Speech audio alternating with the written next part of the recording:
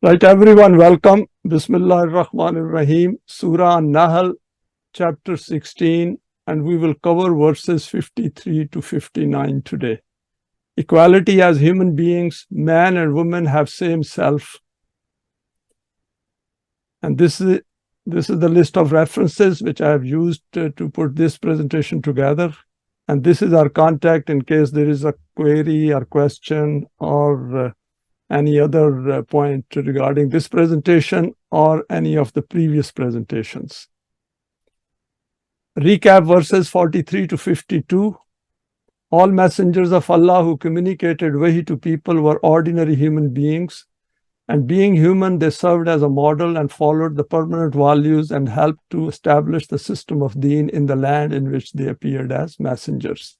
The wahi of Allah served as a guidance as well as a warning to the people. People were told clearly that they are accountable for their deeds and that they must not spread injustice and tyranny within the society. If they do, then they will be visited by the adverse consequences of their deeds. Such a mentality, which is based on the absence of any concept of self-accountability, leads to then being suddenly caught unawares by the results of the evil deeds committed. And this point might be very obvious to us, that is the students of the Quran, but somebody who is not student of the Quran, not knowing the process of self-accountability or the law of requital can create a lot of problems for families, people, and even nations, because the consequences of their deeds, these accumulate and appear at a point when they are least prepared for that. There is plenty of evidence in the world to guide humans about the laws of Allah, including their own shadows, which follow them wherever they go. Everything in the universe follows Allah's laws. Therefore, human beings should apprise themselves of these laws and benefit from them by creating a system based on these laws. In the universe, there are laws of Allah alone, and associating anyone with Him will lead to chaos, conflicts, bloodshed, fear, and grief in the world. Bring His laws into the human world, and peace and tranquility will ensue in human life. We, being the students of the Quran, can see these things fairly clearly. Those who have not yet fully grasped the message of the Quran should take some more time and also look at the functioning of the law of requital, that is cause and effect in the world, and they will gradually realize that everything follows laws. These are the laws of Allah, and associating any other laws with His laws leads to creating another ilah, gods in the world. And God means anything which becomes a model for us. We start having beliefs about it, and then subconsciously we give it space within our cognition, and as a result, some of our actions, behavior, character is influenced by this. This will always lead to self-destruction, and the human self can never develop on the correct pattern as noted in the Quran. Nothing happens in the human world but has a cause behind it. We can figure this out through investigation and effort. Never to mix divine laws with man-made laws, as this will always lead to serious long-term issues in human affairs. This arrangement may look attractive on the surface, but contains the seeds of destruction in its roots. Destruction descends at some point, while the people who have established such systems do not have any awareness of its impending arrival. They are caught unaware. We have already covered this in our previous presentation as well. The law of requital holds everyone to account, and we need to plan and act by keeping in mind the functioning of this aspect of accountability. Next is, man and woman are created as equals in order to live life together by playing their roles effectively within the permanent values of the Quran. Wrong beliefs, such as assigning daughters to Allah or disliking their birth, damage the human psyche, as these are false. And any false belief not based on facts affects the human character. And this is the central theme of today's presentation, that why do people do not appreciate the arrival of a daughter or female child as much as the arrival of a male child. Daughters must be respected as equals to sons, and if a society discriminates in this respect, then such beliefs need to be challenged by Mu'mineen to rectify this evil belief system. And if we look at the history of human beings, hardly any issue has been raised regarding this kind of discrimination. In today's world, there are now movements and there is a talk of racial discrimination and these kind of things, and even women are now standing up for some of their rights. But this is still far, far away from the aspects which Quran has covered and drawn our attention, because whatever Quran has said, it is based on facts. First two verses of today's presentation, 53 and 54, reminding about name of Allah, that is the bounties of Allah. وَمَا بِكُم مِّن نِعْمَةٍ فَمِنَ اللَّهِ ثُمَّ إِذَا مَسَّكُمُ الضُّرُّ فَإِلَيْهِ تَجْأَرُونَ ثُمَّ إِذَا كَشَفَ الضُّرُّ عَنكُمْ إِذَا فَرِيقٌ مِّنكُمْ بِرَبِّهِمْ يُشْرِكُونَ.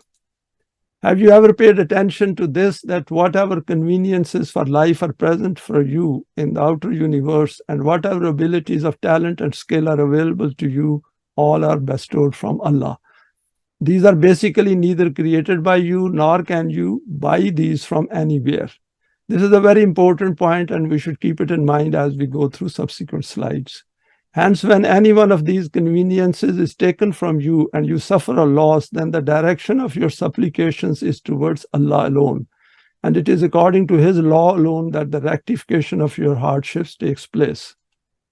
But when that trouble becomes relieved, when the shroud of losses is lifted from your collective life, then a group from among your society, not the general public, but a class in the society, associates other partners in this respect, together with the law of Allah, and broadcast to people that all this took place due to their being skillful. An important psychological issue pointed over here by the Quran. Human beings create evil in the world. Here the Quran has made a factual statement that all good, that is khair, comes from Allah, and this is greatly reassuring, as we need to figure out the cause for any trouble or hardship which visits us in our life, individually or collectively. As we know, the Quran keeps drawing our attention to this fact that the law of requital helps us to understand how the human world functions. It is a common observation that many people, especially in the religious domain, when they suffer an unexpected difficulty, turn towards Allah and beseech Him for help.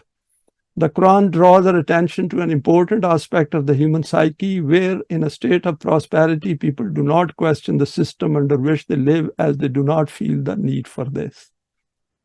However, even they seek Allah's help during difficulties and hardships in life.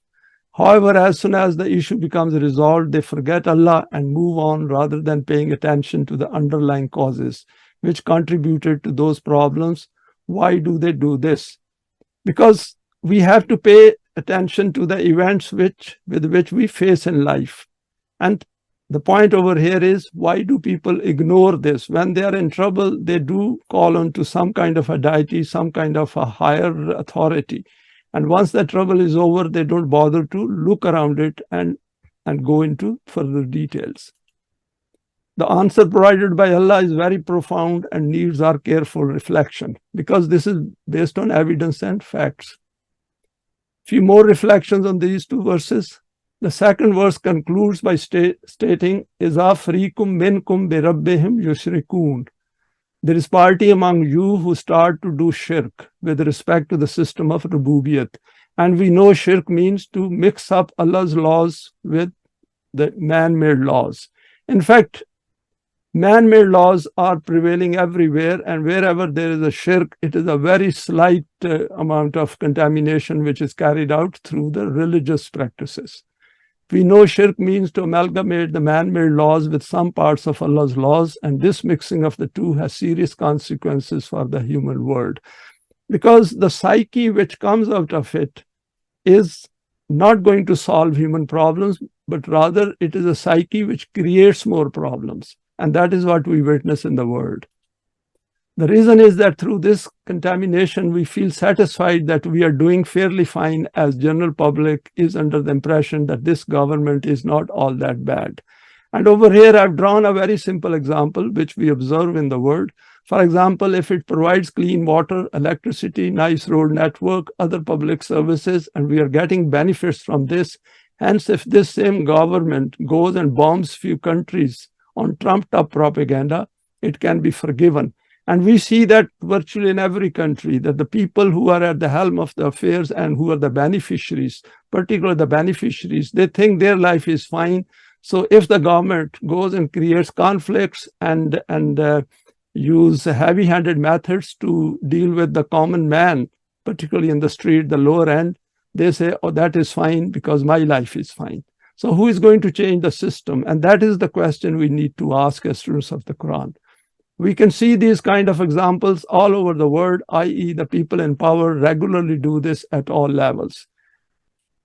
The Quran warns us that this may look fine in a short term, but ultimately the effects of injustice and tyranny catch up, and then when the trouble visits, it leads to destruction at a large scale. And this is the state of the world in 2023, and we are all experiencing it. And nothing is remaining static. The world which was 5 years ago or 10 years ago, today's world looks totally different with different kinds of now agendas which are coming out, and we are witnessing it all around in virtually every country. Next two verses, being informed is part of self-development. لِيَكْفَرُوا بِمَا آتَيْنَاهُمْ فَتَمَتَّعُوا فَسَوْفَ تَعْلَمُونَ وَيَجْعَلُونَ لِمَا لَا يَعْلَمُونَ نَصِيبًا مِمَّا رَزَقْنَاهُمْ تَاللَّهِ لَا تُسْأَلُنَّ عَمَّا كُنْتُمْ تَفْتَرُونَ. So that whatever is acquired according to the laws of Allah, they can keep it suppressed and hidden. And the word used is kafaru. Not allow it to be freely available, and in this way not acknowledge the bounties of Allah, which includes their utility value. Say to them that enjoy the benefits of these conveniences for a short while according to this path, its outcome will appear before you very soon.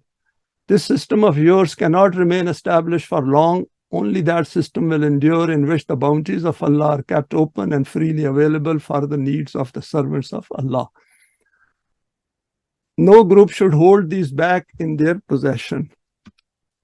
In order to justify this conduct of theirs, what these people do is that whatever we bestow on them, they put aside a share for those entities who have no notion of reality, i.e. give it in veneration or allocate it in their names and become contented that the remainder of the wealth has become purified and has become halal and legitimate. This is the kind of mentality which works behind these altruistic deeds where people support various charities. And they think that by doing this, somehow the problems of the world will go away and poverty issue will be resolved. Whereas through observation and evidence, we can see that poverty keeps increasing and problems keep multiplying in the world. And that is what the Quran is pointing to, that pause and reflect and then come to the Quran that what solution we are giving you, because man-made laws, man-made systems cannot resolve these issues because they are the ones who create these problems in the first place.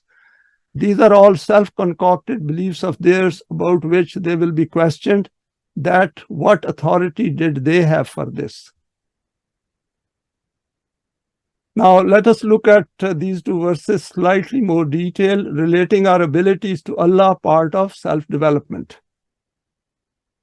Theme of the Quran throughout is that firstly, it reminds us that all blessings are bestowed by Allah, and then it invites us to recognize this fact and direct our attention to figuring out how all this is taking place in the world. For example, the means of sustenance are placed in a raw form on the planet, some in agriculture, while others like water as a hydrological cycle. Secondly, it then directs our attention to the distribution of these resources and addresses those who somehow acquire control over these resources to manage them using the guidelines provided by Wahi. By calling it fatamatta'u, and we know mata means those that our life, in our life, whatever we are doing, it's very temporary, and this life is going to end up with death. So life is like a journey. The Quran tells us to use these resources on a transitory basis rather than accumulating in few hands. We have gone over these issues previously as well, but just as a reminder that we should look at the way human beings live their life as a journey, because there is a beginning to this journey and there is an end to that journey. And end means the physical death. But what happens when people in power do not even recognize this fact that these resources are meant to be shared and thus display kufr and keep creating problems for the majority of people in the world? And one of the issues is that because we do not have Jamaat-e-Mu'mineen in the world and system of deen is nowhere who can remind others and forbid evil and promote good. And that is the main reason. So for centuries, Muslims have failed to act on the Quran and create a system of deen somewhere as a model. It is obvious that Allah does not interfere directly in this distribution aspect. And when the Quran states that soon these people displaying kufr will know, Allah is pointing to the Jamaat-e-Mu'mineen to do something about it. So one of the points which we should keep in mind is that wherever Allah says soon they will know, it is related to the existence of Jamaat-e-Mu'mineen, because that address of the Quran is to Jamaat-e-Mu'mineen. And if the Jamaat-e-Mu'mineen does not exist, then that soon factor will never ever appear until that Jamaat appears on the scene. So there is no point in then saying that Allah is not doing anything.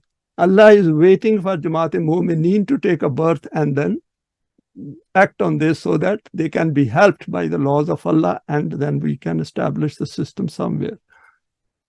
Few more reflections on these two verses. In order to deal with the issue of distribution, we have to come to grips with the psyche of those who create these injustices in the allocation of the means of sustenance.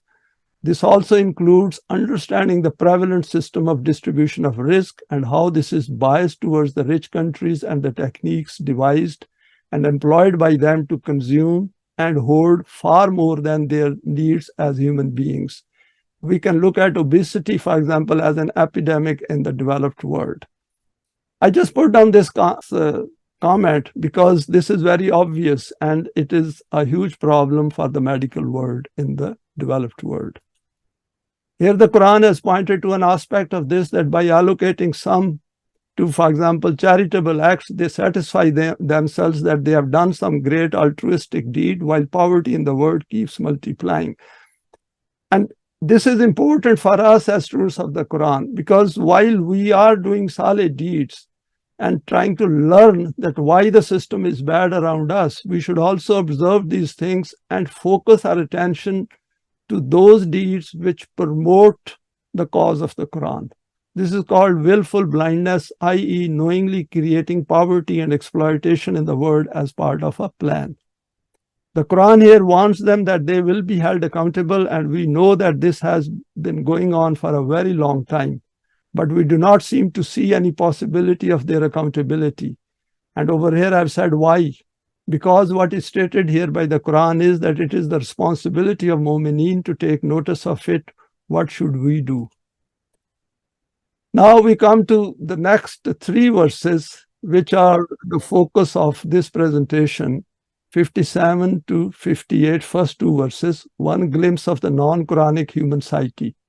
وَيَجَلُونَ لِلَّهِ الْبَنَاتِ سُبْحَانَهُ وَلَهُمْ مَا يَشْتَهُونَ وَإِذَا بُشِّرَ أَحَدُهُمْ بِالْأُنْثَى ظَلَّ وَجْهُهُ مُسْوَدًّا وَهُوَ كَظِيمٌ. What can you say about these self-concocted beliefs of man? They also hold this belief that Allah has daughters, irrespective of the fact that the belief of progeny of Allah is how extremely batil. These people allocate daughters for him out of their progeny, and for themselves they desire something else. That is, they want sons to belong to them, and daughters because they don't like them, so they say these are belonging to Allah. Whereas their own condition is such that when anyone among them hears the news of the birth of a daughter, the color of his face darkens and he sinks into sorrow. And we can see that these verses are not only addressing those Arabs of the era of ignorance, these are very much applicable even today. The next verse is 1659. Man-made systems negatively influence human psyche, for example, birth of daughters. يَتَوَرَى مِنَ الْقَوْمِ مِنْ سُوءِ مَا بُشِّرَ بِهِ أَيُمْسِكُهُ عَلَى هُونٍ أَمْ يَدُسُّهُ فِي التُّرَابِ أَلَا سَاءَ مَا يَحْكُمُونَ. He considers the birth of a daughter so shameful that he moves around hiding his face from people and ponders whether he should keep his daughter alive and bear the eternal humiliation, or by burying her alive, relieve himself of this shame. Of how wicked is this decision which these people make about their innocent daughters. So this is an important aspect, and we need to discuss it in more detail. Verses 57 to 59, women objectified sexually by man, leading to dislike of the birth of girls. I have tried to look into the psyche of it, and I have read some papers on sexual objectification in the West. There is a lot of work done on these aspects, but no practical thing is done to alleviate the situation.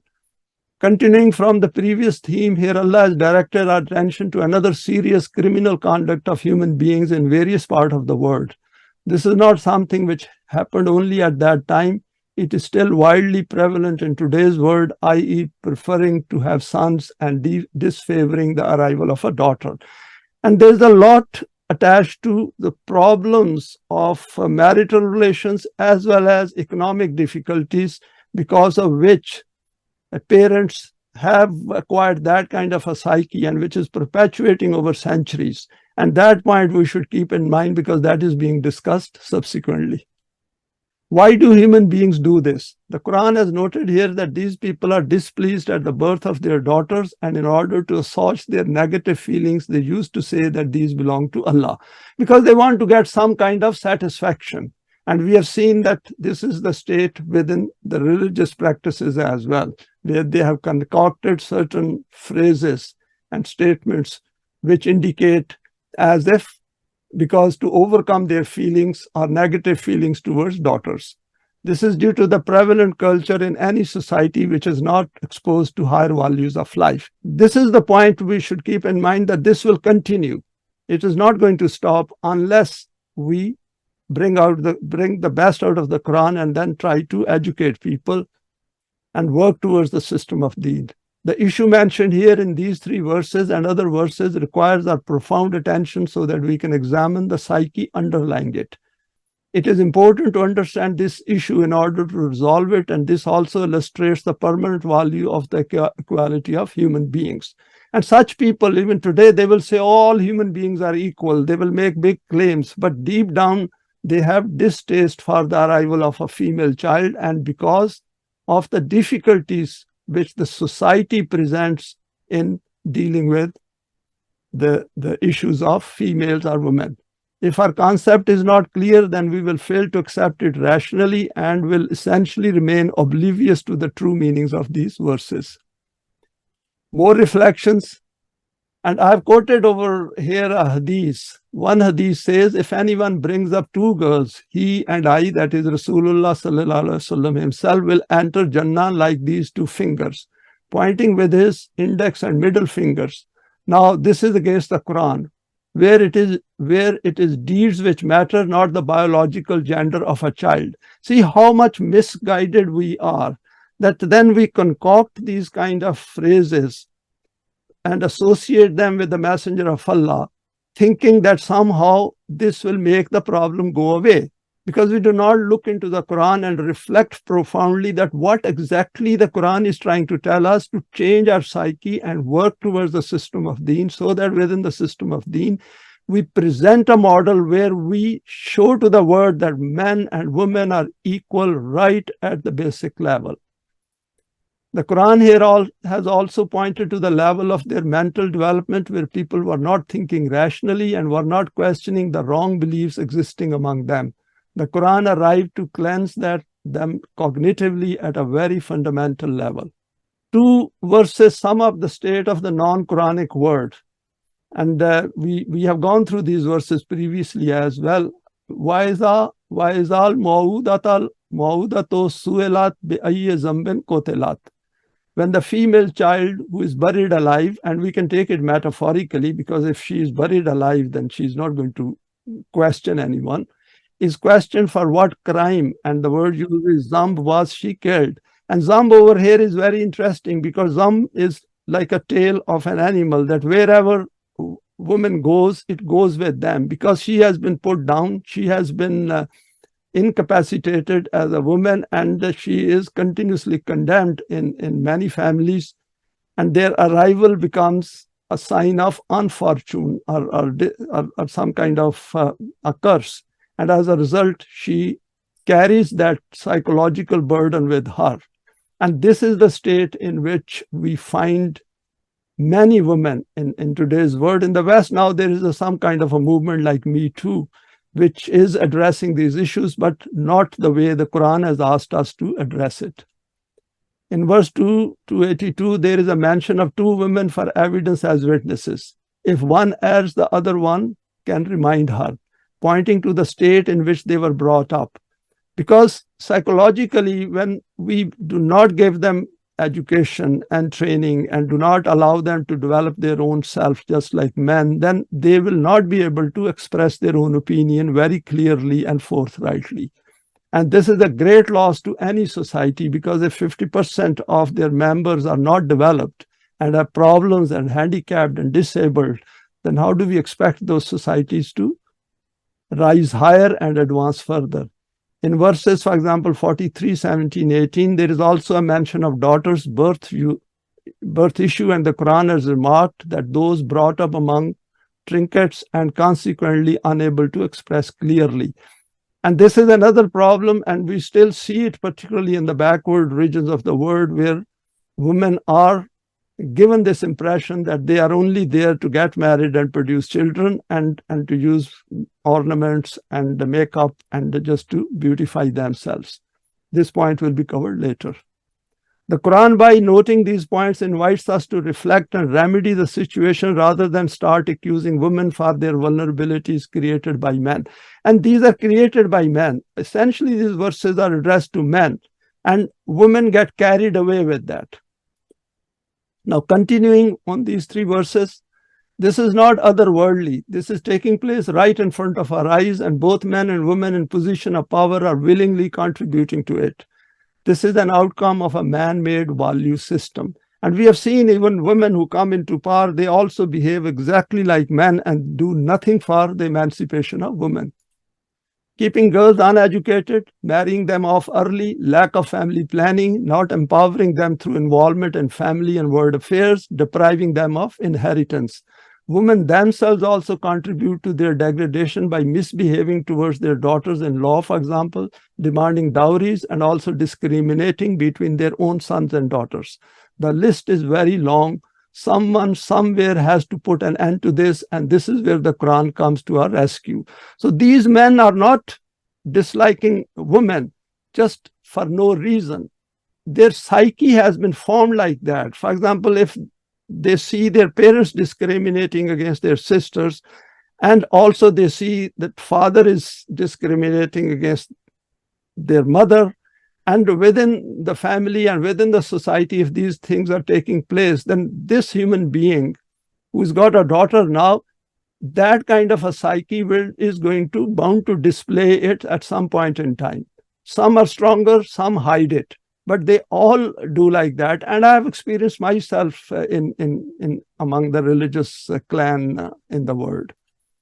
Another practice is to keep trying till a boy is born, and as a consequence, bring unwanted daughters into the world. And this is another very important. I remember in one of the families, one daughter asked me that, could you tell me that why people feel more happy when a son is born than a daughter? And just see this girl, what kind of a psyche she will have and how she must have grown up to be undervalued. One belief supports this practice that a man needs a boy to continue his name after his death.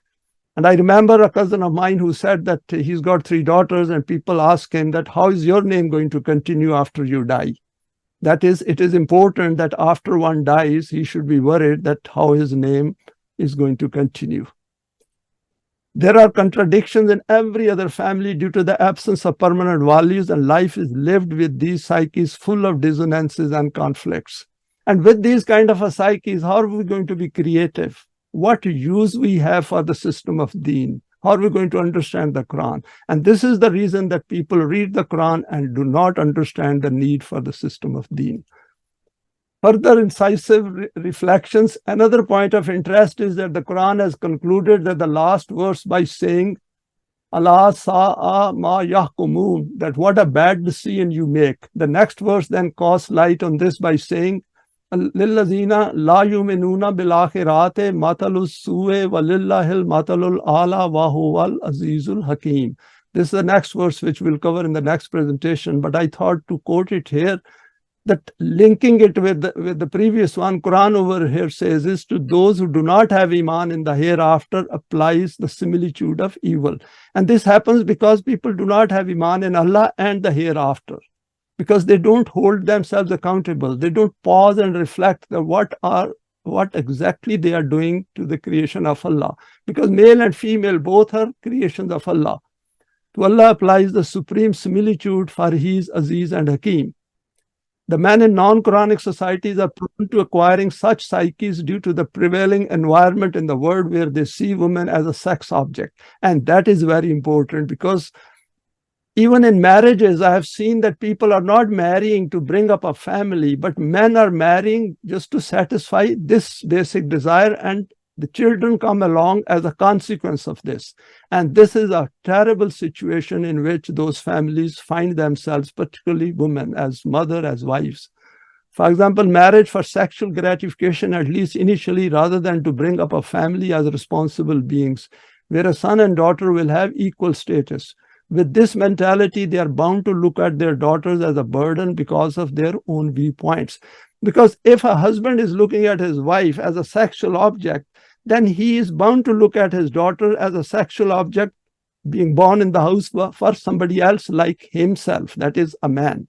And that is a serious psychological issue which needs to be addressed through the Quran. If we do not address this, then this situation will continue. And first, of course, first stage is that we understand ourselves as students of the Quran. And that is the important point we should keep in mind as we go through these slides. One possible cause may be that at the time of Rasulullah sallallahu alaihi wasallam, Arab society was infested with concubines who were all daughters of some parents. And such men may become upset by the birth of a daughter because subconsciously or consciously they disapproved of the status of a concubine among them. Because when we label all these women as concubines, we forget that each one of them is a human being created by Allah in their own right, i.e. the way they treated them as human beings of a lower status, as if they were even subhuman. Becoming the father of a daughter, one may imagine all the issues she is going to face in the future, of which this father is fully aware. Hence, he wishes her to disappear. I put this question mark, not necessarily that everyone had the same psyche. They all had probably different reasons. But this is also a contributing factor, because at least it is in their unconscious or subconscious. And when we say subconscious or unconscious, means that these thoughts reside over there and these affect the conscious thoughts. The issue here is, what do we do with this situation in the world? Some examples of being buried alive. Now, over here, this is continuing for centuries. I'm not for sale.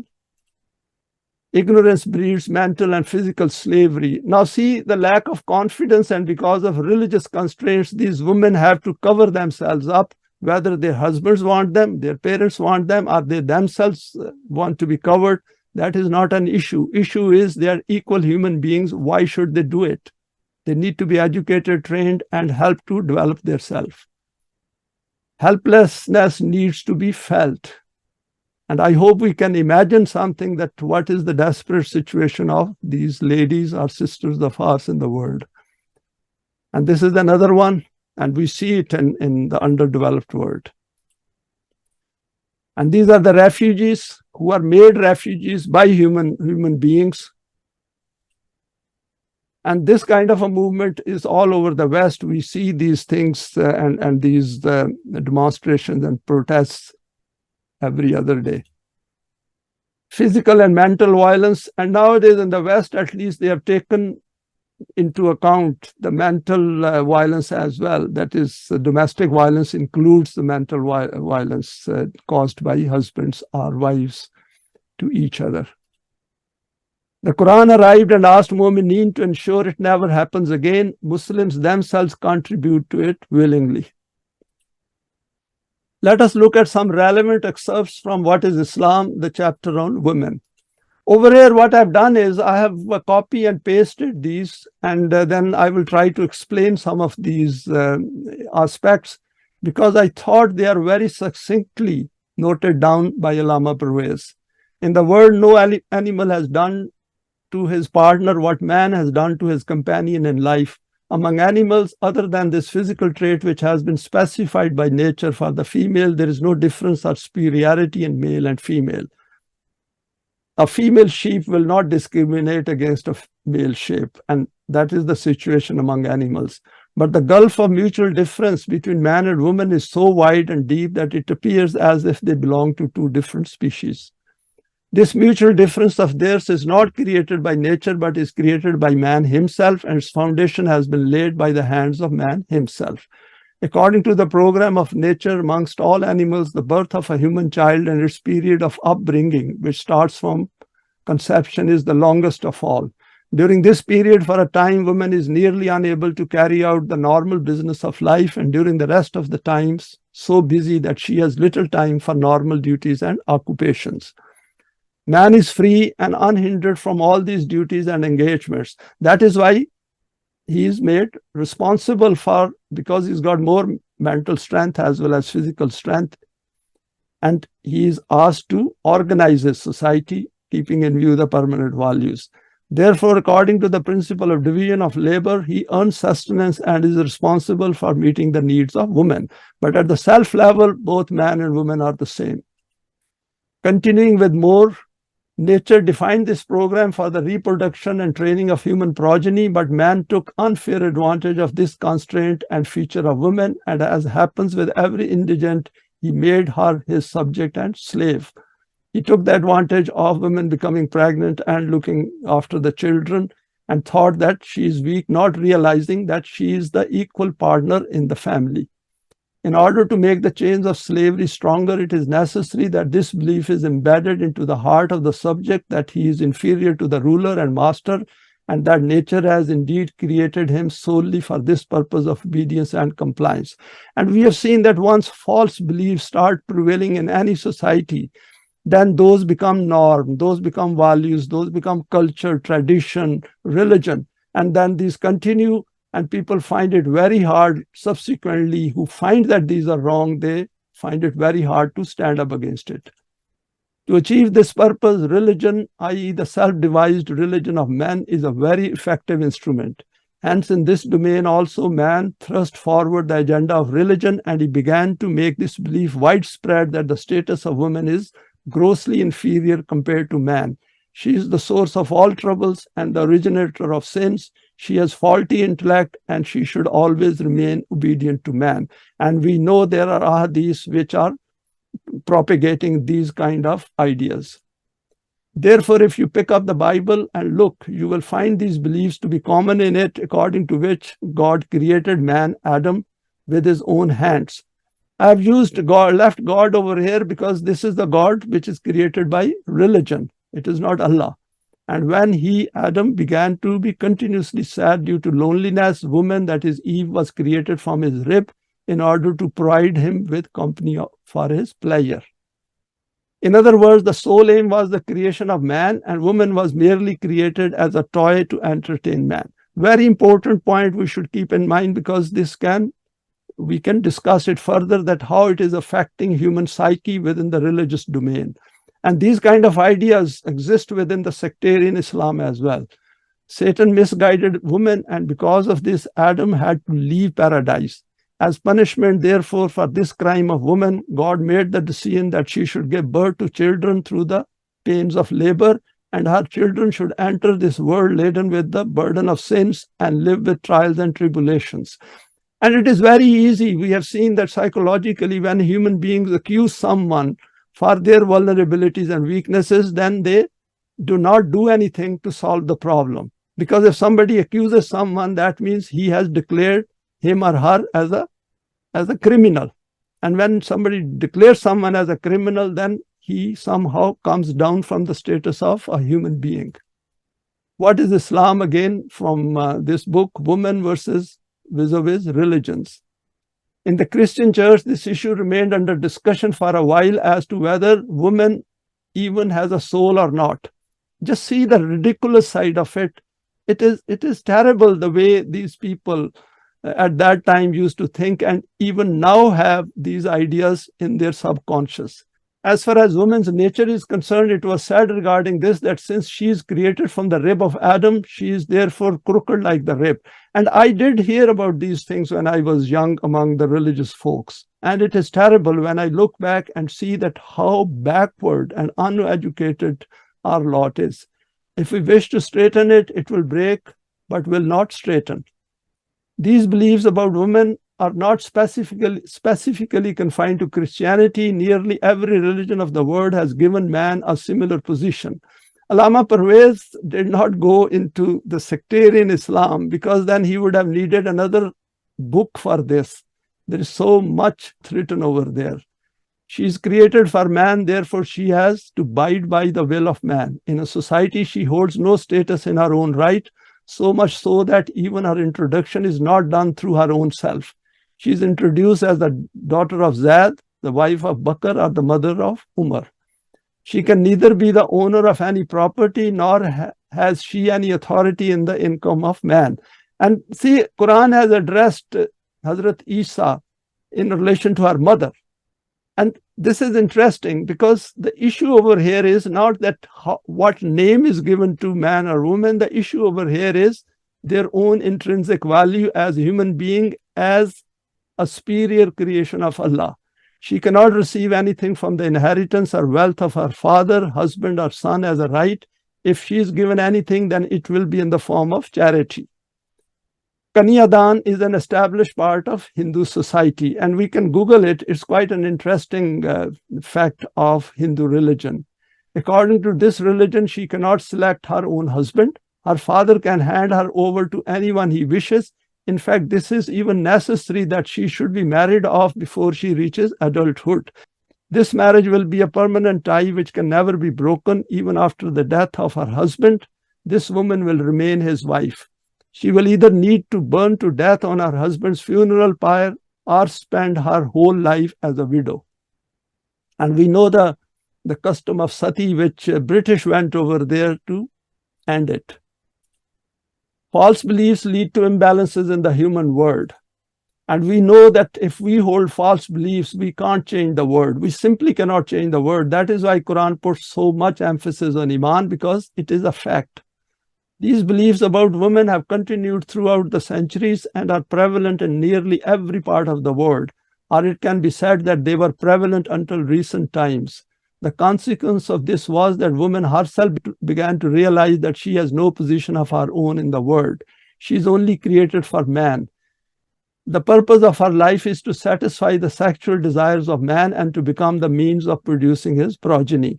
And we see this being practiced in at least in the backward part of the world, where parents are continuously scolding their daughters that you have to get married, you have to go to somebody else's house, then you should behave, otherwise these things will create problems for you.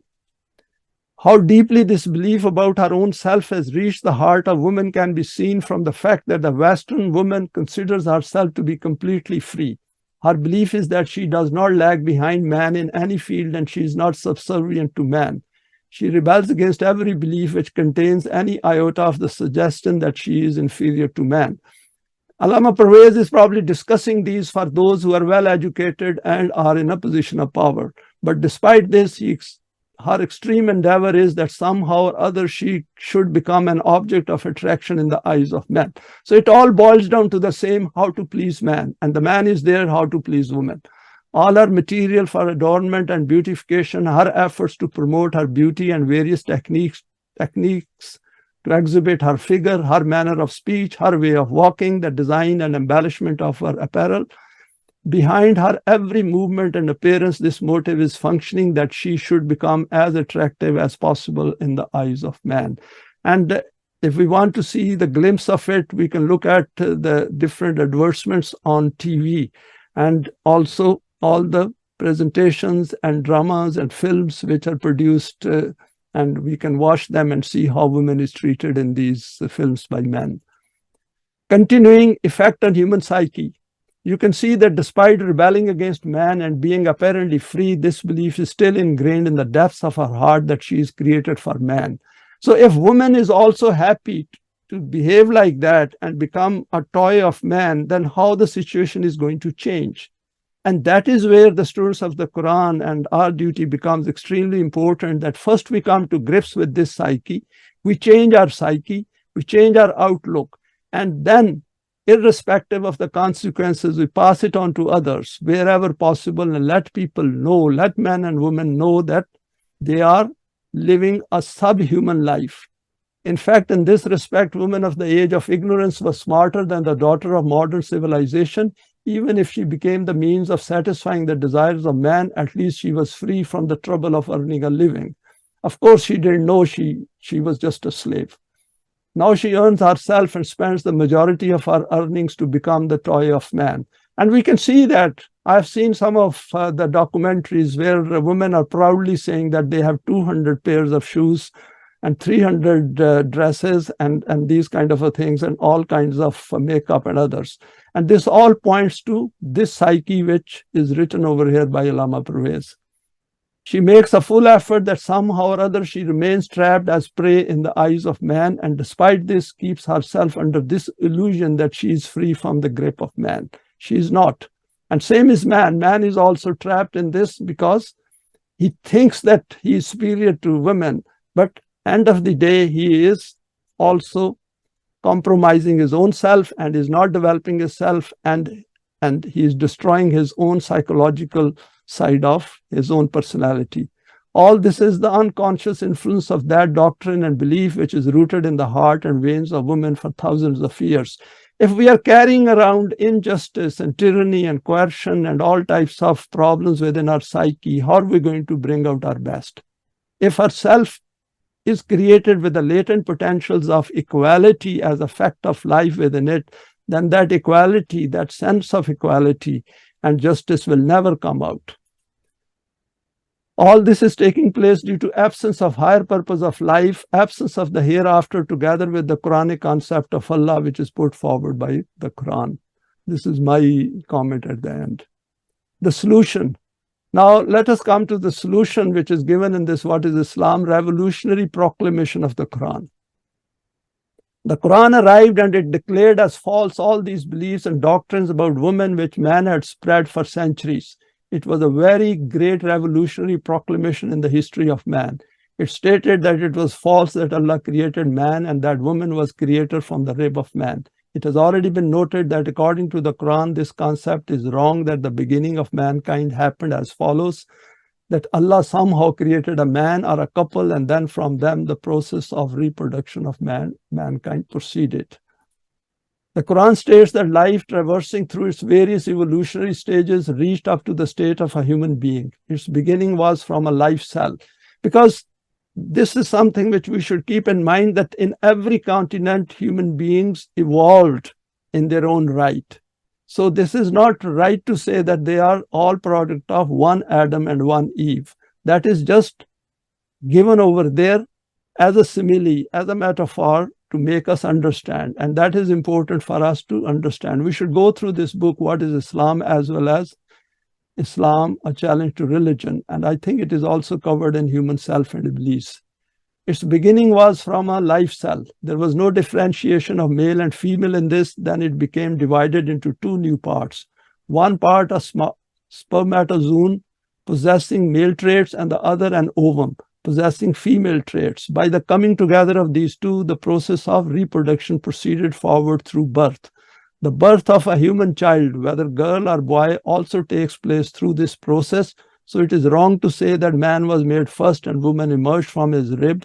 The Quran states, who created you from a single life cell and from it created of like nature its mate. For man, a woman, and for woman, a man, and from them twain has spread abroad a multitude of men and women. This is important for us as students of the Quran to come to grips with the finer aspects of this through our own study, and then keep thinking over it and then understand it through and through. And then we can explain it to everyone around us, including our children and our families.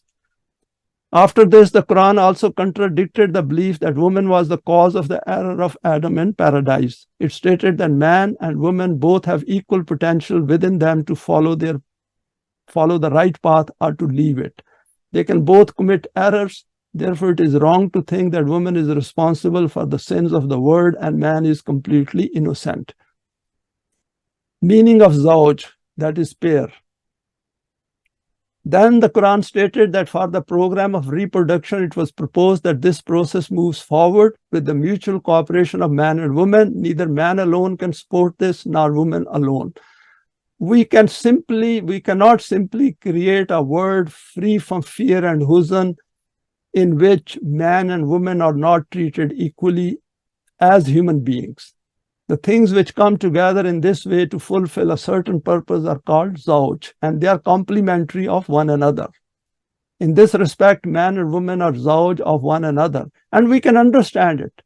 If we try to imbalance this basic fact, then we will have problems, and which we can see now around us through this transgender kind of agenda which is now being pursued and which is a product of recent past.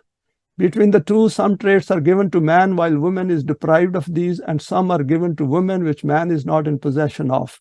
Therefore, each one surpasses the other.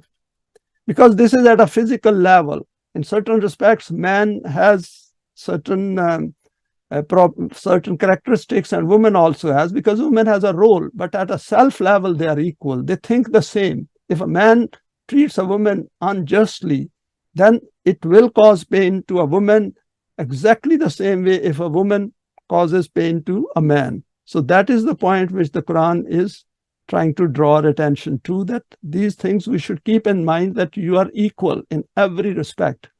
Allah has so created you that one excels the other in certain respects. Equality, we should exclude the physical side of it. Physical side is for playing a role. These bodies are given to the self to develop the self. They are not aim in themselves. They are not what you call objective in their own self. Pay attention to this, that the Quran has not said that man has been given superiority over woman, or that woman has preference over man.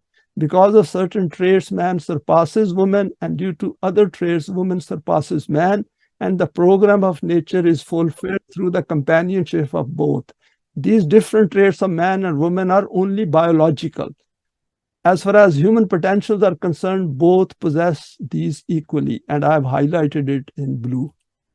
For thousands of years, man kept women deprived of these opportunities and means through which her human potentials could have been developed, and then this fatwa was proclaimed that woman is simply the possessor of faulty intellect. And this is the very irony of this whole issue, that first we condemn a human being, a whole generation, 50% of the human race, and then develop this belief that this is the way it is supposed to be because these women are of lower intellect. This is wrong. Provide them with equal opportunities and then see how both progress side by side in the cavalcade of life. And we have seen it particularly in the West, even in the East, wherever women are from an affluent family are given opportunities, they do extremely well academically and other fields as well. Man and woman are equal partners in life, and this is Allah's decree. This is a verse from Surah Azab. Innal muslimina wal muslimate wal mu'minina wal mu'minate wal qanitina wal qanitate was sadiqina was sadiqate was sabirina was sabirate wal khashiina wal khashiate wal mutasaddiqina wal musaddiqate was saimina was saimate wal hafizina furujahum wal hafizate was zakirina Allah kasiran was zakirate addallaha lahum maghfiratan wa ajran azima.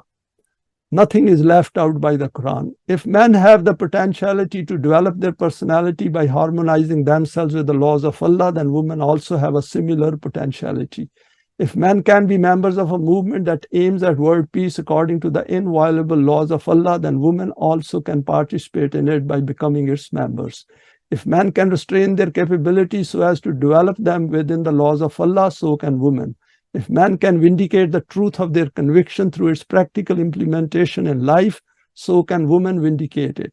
If men can remain steadfast on the path they have chosen, so can women. If men have the inexhaustive capacity to be more and more in harmony with the laws of Allah once they are set on this path, so have women this inexhaustible capacity. If men can sacrifice lower values for higher values, so can women.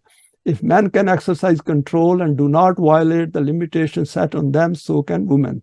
And I have highlighted it because it is related to the permanent values. If men can keep their sexual urge within the desired limits, so can women. If men can understand the laws of Allah and focus their activities and life on them, so can women.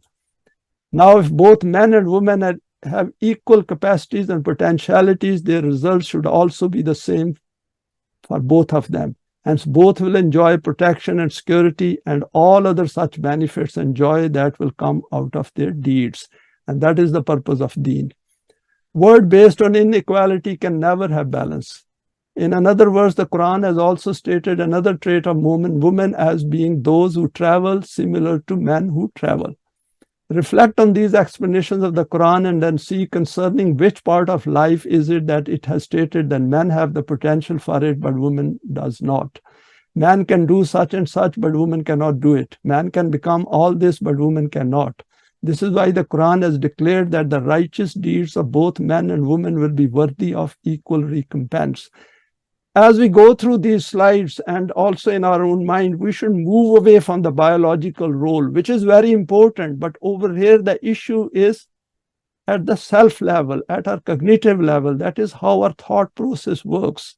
Because if we do injustice to another equal partner, then essentially we are committing a heinous crime according to the book of Allah.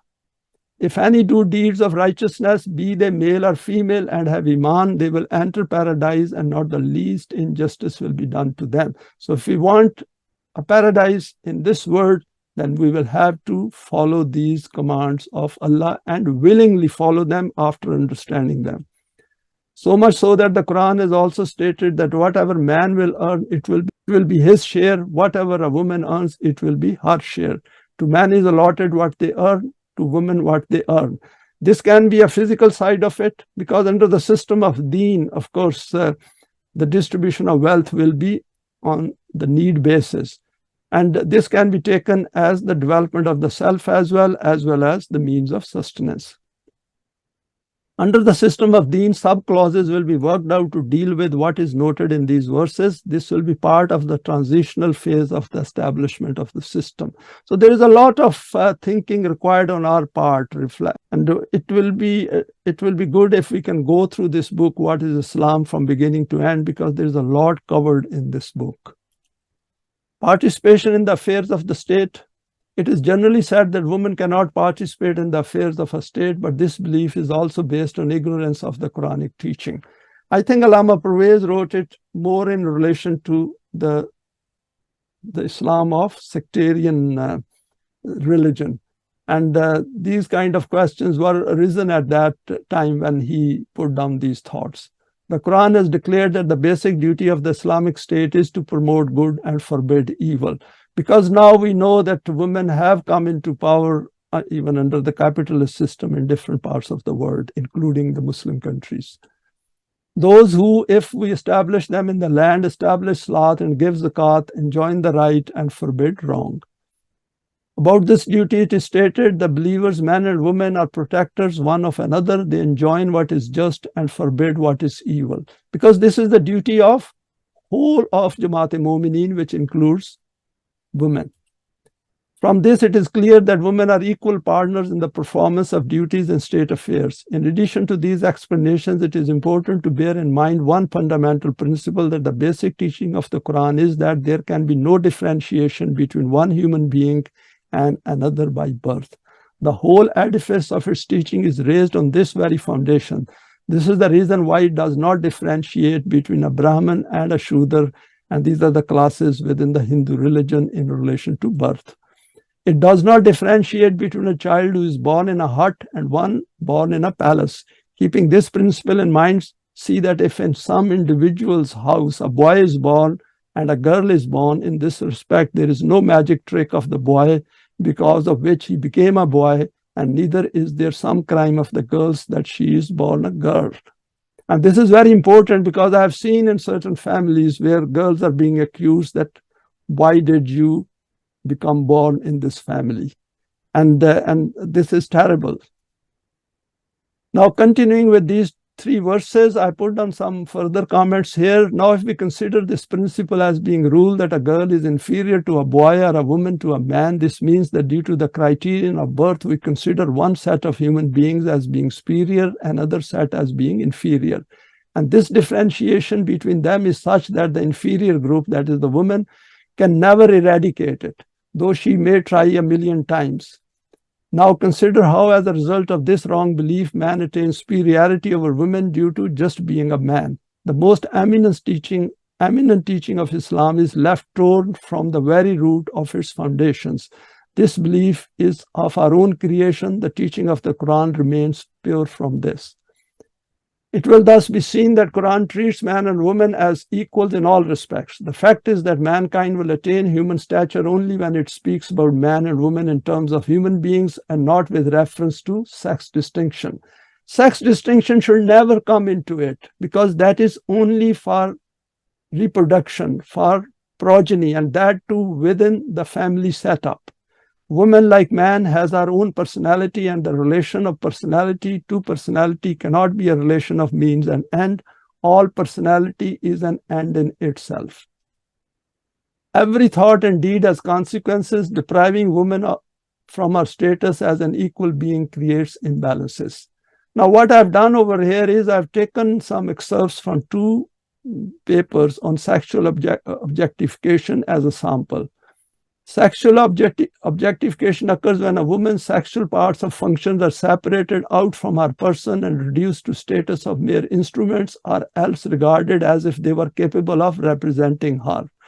To be dealt with in this way is to have one's entire being identified with the body.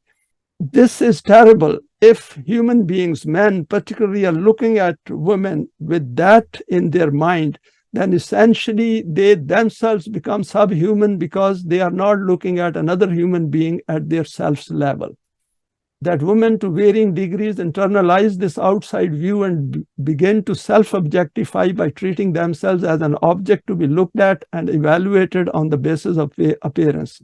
Self-objectification manifests in a greater emphasis placed on one's appearance attributes rather than competence-based attributes. That is, we should take another human being based on their character and their competence, but still we should take them as human beings. And that is where the Quran elevates our thinking to a very high level, and in how frequently a woman watches her appearance and experiences her body according to how it looks. Turning to women's interpersonal experiences, research indicates that being sexually objectified is a regular occurrence for many women in the United States. And this is based on data that 94% of undergraduate women reported experiencing unwanted, objectifying sexual comments and behaviors at least once over a semester. Women reported more sexual objectification, that is, SO experiences, than men, and SO emerged as a unique factor of daily experiences of sexism. And we can download these 2 papers from Google Scholar. Finally, verses 57 to 59, what we need to do. We have figured out by now that man-made systems cannot confer equality on women, as the human psyche, which is formed without the permanent values, simply cannot have an objective view of life. Women themselves contribute to this state of affairs because of the way in which they find themselves in the world, where they possess a self formed by relative values. Such a self is at the mercy of the majority in the world. We have seen that human beings, simply men, because it's a world dominated by men because of their physical strength and not carrying out those functions which a woman has to carry out within a family. So as a stronger partner, if their values are weak, how do we expect the world to change? And we can see what mess we are experiencing in the world of 2023. The only way to bring objectivity into human affairs is through the acceptance of the teachings of the Quran, as this is where we come to terms with our own eminent status as a creation which possesses choice and intent and which has highly developed metacognitive consciousness. Next is Through the Quran, we firstly understand the issue of inequality at a fundamental level, secondly, understand male and female relationships as equal partners, and then become convinced that it is based on evidence. Thirdly, help to inculcate this concept in our children so that they grow up understanding this aspect as a permanent value of the Quran. Because somebody has to make a start, and we have seen that this is an extremely important fundamental aspect of human living, and for creating peace in the world, and to alleviate women from the exploitation and difficulties and vulnerabilities in which she finds herself in this man-made system. Continue to share this aspect with others around us and via social media as widely as possible. If we do not do this, then not much will change in the world. We end our talk with the schematic over here. This is not included in those slides which I shared on seminar because this was something which came to my mind while doing a walk in a park. Human self with an I, choice plus intent and latent potentials. And we should look at it that this is human self with all these latent potentials where equality of human beings is also part of it. And we have to bring it out. Where Allah's concept and understanding hereafter, those concepts can be understood and the potential for that exists over there.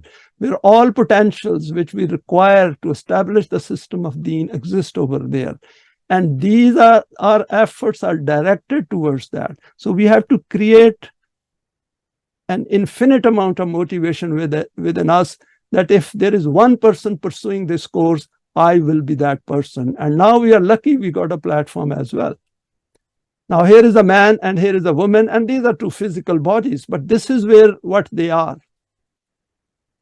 And they are zawj, they are companions of each other as equals. And this is evidence-based. We can see that in a family where we got, for example, Mormon man, Mormon father and a Mormon mother, see how great that family will be, what advantage those children will have. And we want a whole world to be like that, at least to pass on the message to them and tell them that there is a better option to live this life.